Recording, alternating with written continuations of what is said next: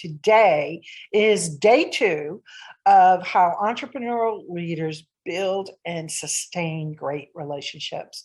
There isn't a training that isn't done that talks about some version of building relationships. And what's been happening around building relationships in the last 2 years, it looks a little different. It needs a little bit more of your input, and it needs a little bit more finessing and languaging, and really how to build, not just build in the moment, but sustain those relationships long term. Now, when we talked about it yesterday, we talked about that there are 2 guiding principles that I love working with when it comes to relationships. If I can change that a little bit. And that is, first of all, you go first. And it's so important that you recognize that when you go first, people will automatically want to go out of their way to build a relationship with you. Most of the time, there's always some that don't happen. And also that the situation of the relationship, that whatever the content is not more important than the actual relationship. So let me explain a little with an example and then a story. Is that when we come into a conversation with someone about possibly working with us, what can't happen is the energy, your concern, and your intention of getting this sale is higher than the actual relationship itself. And the other piece of it is that the relation, and if it is a sales call and it's mutually understanding of that, then what can't happen either is just building the relationship. That energy, that intention is more than the sales call. And this is what's going on, because what happens is when you should be actually serving with a sales conversation, you let that go. And then you convey to that person that you don't want to work with them when that's not your intention at all. The other piece is just to build the relationships, that your intention is to build relationships, but not to sustain them. Then also people feel that too, and they think you're a one and done. So you have to be careful when you build relationships. And so yesterday, I actually asked you to have several columns of relationships: your current clients, your past clients, your audience, and who are the people you want to attract to your business, and how do you want to do that? And what kind of qualities under each do you want for yourself and for them? So it's really important that you set the intention of your relationships at all different levels and know the nuances of that, because it's so important for your business, but also for yourself and the other people, because that's the energy you want. So today this is day 2, and we're going to talk about the framework. What's a general framework of how entrepreneurial leaders build relationships in business, and how they sustain them, and what are some of the key areas. Now, most of you are going to say, oh, I know that. I know that. Yes, you're going to know some of these things. You're probably going to know most of them, and they're not going to be very surprising, but you put them together in such a way that every relationship you start building and want to sustain, that you are hitting on all areas in such a nuanced way with language that they feel valued by you. And that's the important piece. So number 1 is, in any framework, of course, when you're talking to someone and you're trying to build a relationship, no matter who it is, clients, potential clients, your audience, colleagues, referral partners, it doesn't matter. The framework takes basically these 7 areas. Take a genuine interest. Just don't have a Zoom call for the sake of having a Zoom call if you have no interest in someone, right? Actually Take a genuine interest. Be present. A lot of psychological studies have shown us what presence is. Presence is in the moment, that you are totally focused on how that person is responding to you, to responding to any question, what they're actually saying. You are not ahead of the conversation like so many entrepreneurs are, especially when they're on a sales call. We see this all the time with new therapists, new coaches. They're ahead of the situation. They're ahead of the words being said, because those words are part of the other person's process. So you have to be present when you're on a conversation, unless you are intentionally, like this morning, I was on with a client and I took my eyes off because I was writing something down. I actually automatically said to her, listen, I'm going to write some of this down because I think it's important, because we're going to do X, Y, and Z with it. So there's just numerous nuanced ways for you to be present, but don't get ahead of the situation is key number one. And of course, you want to show interest in what's going on, not just interest of how it's going to pay off for you. I mean, I had one of those conversations through text message the other 2 weeks ago with someone I thought I was actually going to pay a lot of money to and hire. And when I get to the second part, I got to know them a little bit. I checked them up on LinkedIn. Started doing some due diligence, and then they sent me a document. And just the way it was laid out, I felt more and more manipulated in this document. And I immediately, to me, that's a red flag. Immediately sent them a message that said, you know what? After reading this document, I just know we're not a good fit. I didn't drag it out. I didn't give any false hope.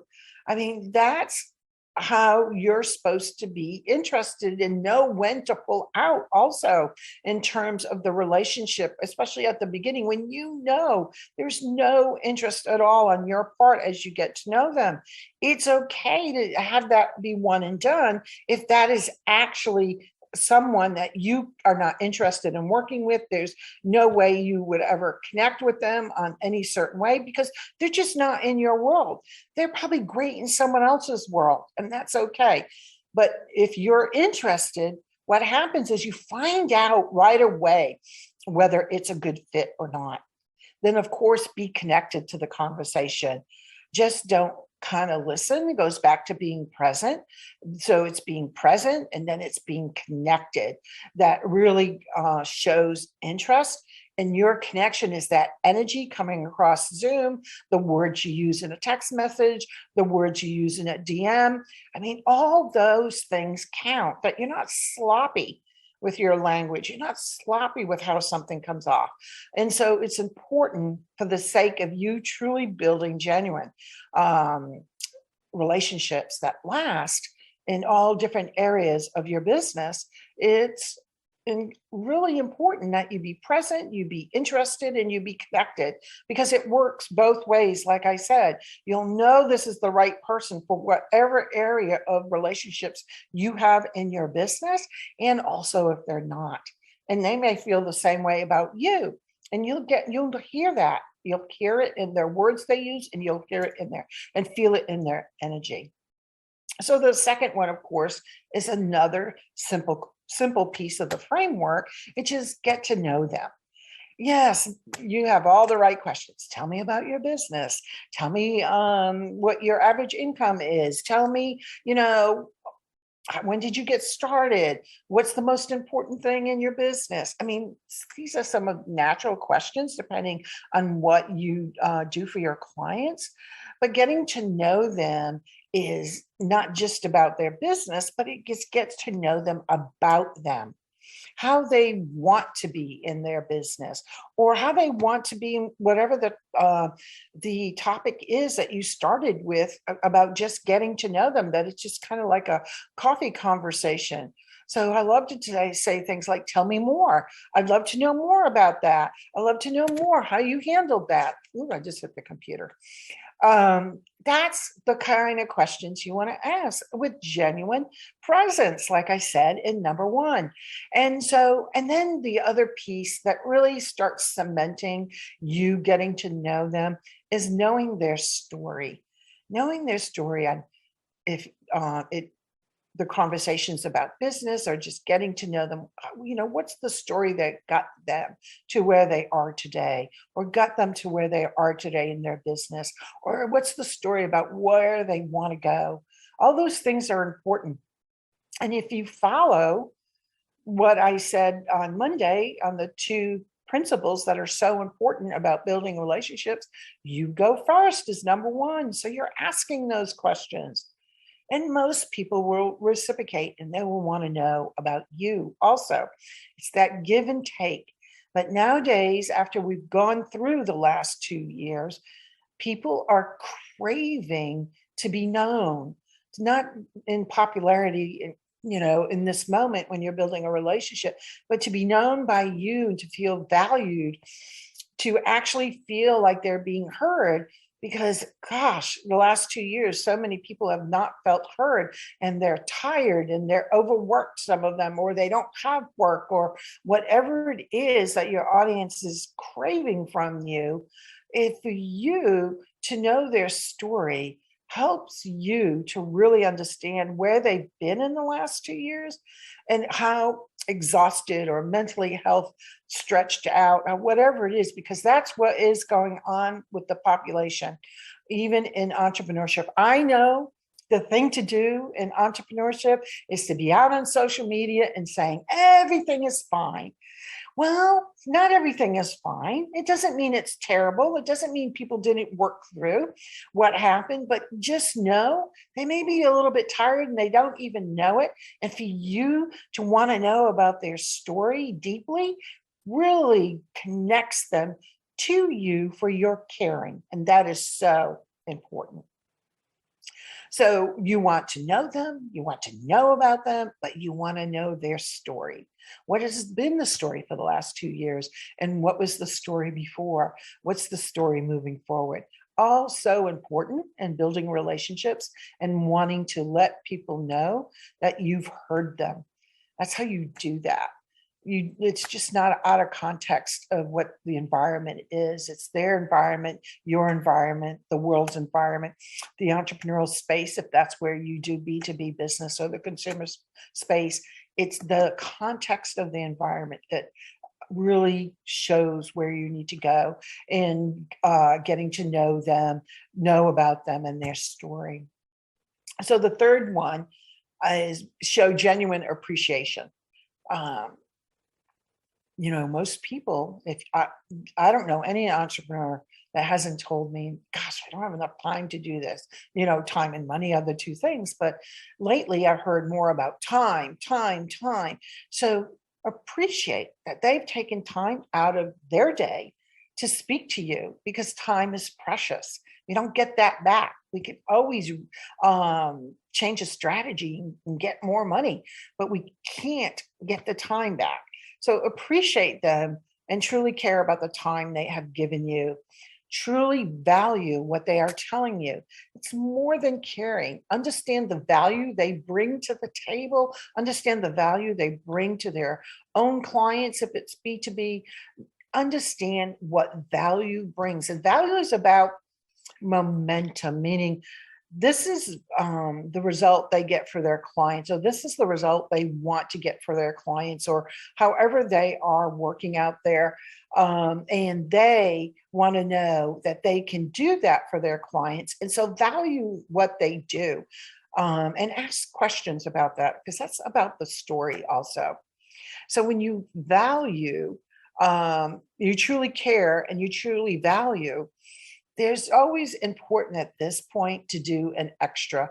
And I don't know what the extra are for you, but some of the extras, you see something after you, even at one conversation. Of course, what's going to happen, most likely you've connected on LinkedIn or more, or on Facebook or on Instagram. If you see something, send a message. Hey, I saw that. Great post.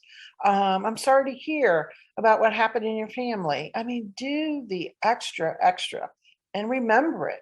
I think that one of the things that have happened in the last 2 years is people's memory is really deteriorated because they're just overwhelmed with everything that's going on. Even if you're posting all the glory stuff on Facebook and on Instagram and LinkedIn, there's still things going on in the background.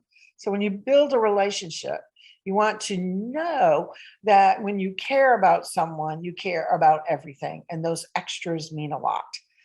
Tell me, oh, yeah, even something from a child that, oh, they went back to school or they did well in a math class. It doesn't matter. This is kind of the examples that are coming up because I reached out when I saw someone this morning post something on LinkedIn, and it was actually something personal about their daughter. So I just sent a message. Yes, I could have commented, and I did comment, but I also wanted to do something extra. And so whatever the extra is for you, doesn't mean you have to do it every single time, because when you're doing it every single time, it can feel a little too much, depending how you communicate with people. Communication is really key, which brings me to the next piece.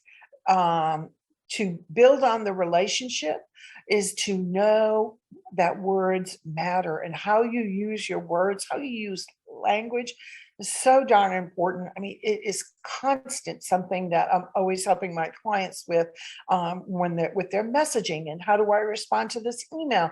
Because language is so important, and the nuances of it can make a difference between not only bringing a client in, but building a great referral partner, having someone follow you for 2 years because they love what you do, and then finally become a client or refer you. It doesn't matter, because it's the language you use that can get interpreted in such a positive way that they feel like you value them and they feel like you've got something for them. And so language is important. I would watch your language. I would actually even look at your emails and your social media posts and see what people respond to. And if they're responding to anything, kind of go over to see if I said it differently, would I get more of a response? Because it's not about the response that you're looking for, it's about how the language was interpreted. Because here's the thing about words matter that are so important. People don't interpret um, your words through your lens, they interpret your words through their lens.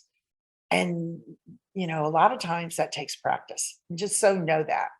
And so the other thing that's really, really important, of course, is the acknowledgement when you're using language, and acknowledging them, whatever you see, or you found an article and you thought about three people. One's a past client, one is someone you just met, and you just sent it to them. The acknowledgement that, hey, I heard what you said. Here's something I saw. Did you see this post? Go here. I can send that to someone that may be a good connection for you, whatever it is. That's building relationships. And of course, we kind of know all this, but we don't do it consistently. And with those entrepreneurial leaders that you admire out there, that's what they're doing. They're doing that with their peers. They're doing that with their coaching clients. They're doing that all over. And it's so, so important. So words matter, acknowledgement matters, and encouragement matters. That's the other piece. I know we're all grown-ups, but people love to be inspired and they love to be encouraged. And so when that can happen, once in a while, I encourage you and inspire you to do it, because it's so important. Yeah, a lot of times I talk about the psychological stuff that could be going wrong around your money, your sales, building your business. But the bottom line is, with my clients and with those that know me well, it's all about knowing that you can do this too, whatever that too is. The encouragement is so important. People are human. They want that. Even the most put together person loves encouragement. They just appreciate it. And usually the stronger people that you see out there, that you just love what they're doing, well, no one's really encouraging them because they look like they've got it all together. And once in a while, a note to someone about saying, "Wow, keep that up. I just love what you're doing," means the world to them. because strong people also need encouragement and they also need acknowledgement. And so, of course, you can admire them and want to model some of the things they're doing for yourself and your business. But guess what? They also need acknowledgement also. And the other thing I would say, the next point, of course, is point out the good, notice the good, say the good, and point out the extraordinary. I mean, to you, what that means to you when you take a pause because you've seen something or they've said something in your conversation, say something. That's fantastic. Oh, I didn't know you did that. Oh, gosh, that seems out of the ordinary. Congratulations. Those pieces count. It doesn't matter who you're talking to. It's just that you don't want to do the thing I see a lot of, which is like, oh, you're wonderful. Oh, my goodness. And there's this high level of energy that's over the top, that is over encouraging, over inspiring, that people just, you kind of even see them push back, but that's not helpful. Know how to pace yourself. Okay. And then I've got two more for you. Of course, the big thing, if you want to influence people, it's all about emotional IQ. If you don't know have a good handle on your emotional IQ, I encourage you now to figure that out. It's so important that you understand your emotions in any relationship and understand the other people's emotions, because you've heard me say it before. It's what people respond with first is their emotion. They feel it, they hear it, they sense it. Then they're responding to that with your words. When you speak with your words and with their words. So if you have a trigger that you don't even know about, you don't know, you haven't even an emotion around it, that casually someone is saying something they would not know about you, it could ruin the whole conversation for you. It could just stop. The conversation stops. But if you know that about yourself, you know what triggers you, you recognize an emotion bubbling up, you actually can use it in the conversations. Just say, gosh, I never thought about that. And that really brought something up for me in the past I hadn't thought about in a long time. You don't have to tell them what it is if it's something you don't want to share, but you acknowledged your emotion, and then that lays the path still open. And you have to see when someone has an emotion to what you're saying, how to handle that too. That's how you influence people with high emotional IQ. It's so, so important. And so when you understand your emotions and other people's emotions, and then to understand that decision-making comes from emotion first. And this is one I'm always talking about all the time, but it does. It's the emotion. People will buy from you for emotion. People will want to continue the relationship based on emotion, how you made them feel. That saying is, people don't remember what you said, but they remember how you make them feel. And I just, for the life of me, can't remember who said that. So it's not mine, but just to understand decision-making for everybody starts with emotion. And so you need to be aware of that for yourself, and you need to be aware of that for others, no matter who they are in your relationship category of how you want to build relationships. And then the last one is to build trust. Now, a lot of the people will tell me, well, I'm trustworthy. I'm sure you are. But you don't know what the definition of trust is from that other person. And so you learn that by asking great questions, short questions. And when I use those three words, tell me more, I would encourage you to use that also, because it will dig a little deeper to know what trust looks like for you, what trust looks like for them. So you're actually building that. And you use language first to build trust, and then your actions follow.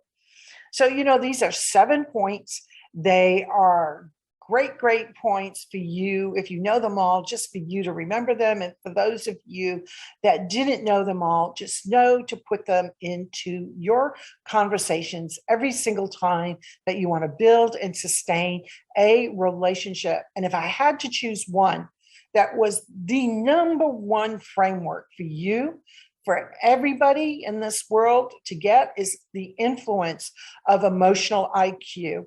That is the number one piece that you need to do some more reading on, or give me a chat. I'd love to go over that more for you, and to know that your emotional IQ is high, because that's how you influence yourself, you influence others, and in the positive way. And to know, because even the flip side of building these great relationships, and to know when a relationship is just one and done, that's okay. Not all relationships need to be sustainable.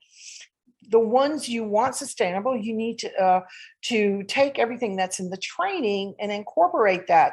And some are one and done. In the personal development field, you hear that some people are here for a season, some people are here forever.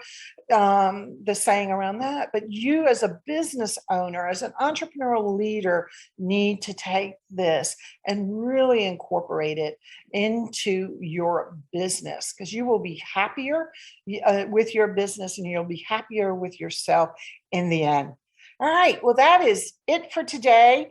I enjoyed this so much. I always love talking about relationships because it's a key to my business. It's been a key for the last over 20, 25 years that I've been in the work space, because it's how I always start, is building a relationship, especially if I have no knowledge about what the heck I'm doing, because that is the way for me to not only build a relationship, but to learn what's important to the other person.